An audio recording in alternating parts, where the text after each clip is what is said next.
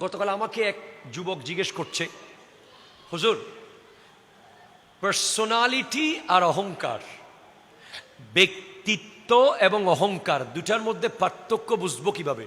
অনেক মানুষকে আমরা দেখলে খুব দেখি মুডে আছে, কারোর সাথে কথা বলতেছে না। তাকে যদি জিজ্ঞেস করেন বা ওনার কোনো প্রিয়জনকে জিজ্ঞেস করেন এই লোকটা এমন কেন, কারোর সাথে ভালো মতো কথা বলার একটু খুব পার্সোনালিটি নিয়ে চলে, খুব ব্যক্তিত্ববান, তো তাই কথা বলে না। আবার আরেকজন দূর থেকে দেখলে বলবে সে অহংকারী। ব্যক্তিত্ব এবং অহংকার দুইটার ফারাক আপনাকে করতে হবে।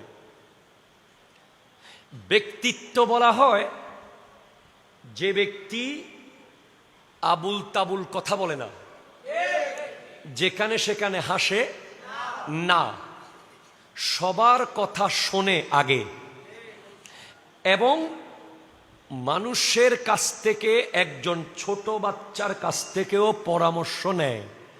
সেই পরামর্শ যদি অ্যাপ্রোপ্রিয়েট হয় সেটা গ্রহণ করে, সে হলো ব্যক্তিত্ববান। ঠিক কিনা বলেন? আর অহংকারী বলা হয় আমি বলেছি যে এই রাস্তা দিয়ে যাব, পরে একজন পরামর্শ দিচ্ছেন, না ভাই যায়েন না, ওদিকে একটু অসুবিধা আছে। সে বলতেছে আমি যখন বলে দিয়েছি যাবই যাব, আমি যখন লিখে ফেলেছি এটা বহাল থাকবে, আমি যখন ডেট দিয়েছি পাল্টানো যাবে না। আমি আমি আমি করার নাম হলো অহংকার। ঠিক কিনা কথা জোরে বলেন?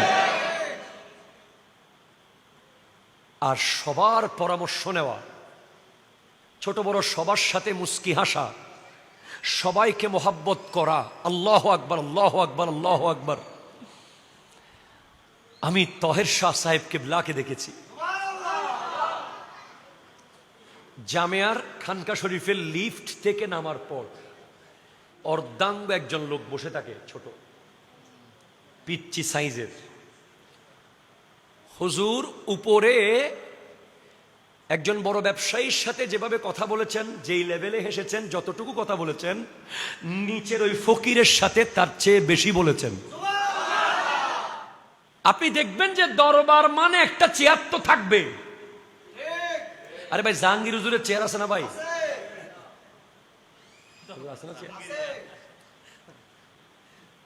একটা চেয়ার থাকতে পারবেন একজন বড় পীরের। অথচ যারা পাকিস্তান গিয়েছে তারা বলছে তাদেরকে অনেক, কিরে ভাই আপনাদের ছবিতে ভিডিও তো হুজুরের বড় চেয়ারটা দেখি না কেন? হযরত ওমরের ব্যাপারেও জিজ্ঞেস করা হয়েছিল, মিশরের প্রতিনিধি দল এসে বলে ওমর ফারুকে আজমের বড় সিংহাসনটা কই? তখন অন্যান্যরা বলে আরে কি বলেন, ওনার কিসের সিংহাসন? বলে 22 লক্ষ বর্গ মাইলের শাসক, ওনার একটা চেয়ার, সিংহাসন, একটা পার্সোনাল রুম, একটা মহল, একটা বডিগার্ড থাকবে না? বলে না না না, ওই খেজুর গাছের নিচে, মাথার নিচে ইট দিয়ে যিনি ঘুমাচ্ছেন বালুর উপরে, উনি ওমর। ভাই হুজুর কেবলা চেয়ারের একটা ছবি দেন বড়, গোটা শ্রীকুট শরীফের শাহজাদা পীর, লক্ষ লক্ষ মুরিজ্জার, কোটি কোটি মুরিজ্জার, বলে ওখানে কোনো চেয়ার নাই। সবাই বসার পর একটা বাসলে হুজুর এসে ওইটাতে বসে। আচ্ছা ভাই চেয়ার তো নাই বুঝলাম, খাদেম থাকবে না?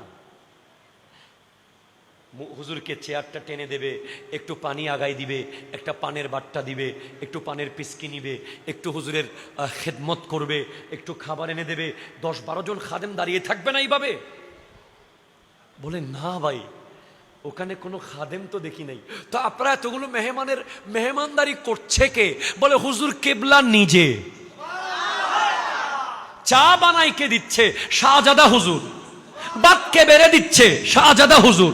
মশারিকে টাগিয়ে দিচ্ছে হুজুর নিজে এসে। কি বলেন? পীরে আবার মুরিদের ভাতের তরকারি বেড়ে দেয়? হ্যাঁ দেয় দেয় দেয়।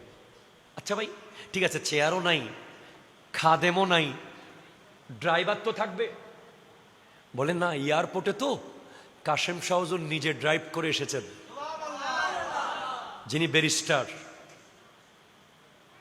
আচ্ছা ভাই চেয়ারও নাই, খাদেমও নাই, ড্রাইভারও নাই, দান বাক্স তো থাকবে।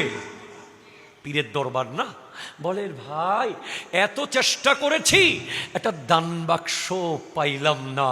তো তখন বলতে মন চাচ্ছে, ये दरबार आलिया है, यहाँ अपनों को क्या कहना, यहाँ से हाथ खाली गैर भी जाया नहीं करते, ये देने का जगह नहीं लेने का जगह है।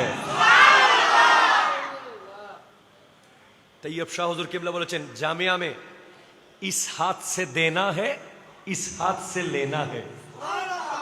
ওখানে আমি একটা জিনিস শিখেছি কি জানেন, নিজেকে লুকিয়ে রাখা। আমি তোকে মাটির সাথে বিলীন করে দেওয়া, নিজেকে আমি আমি আমি আমি না করা।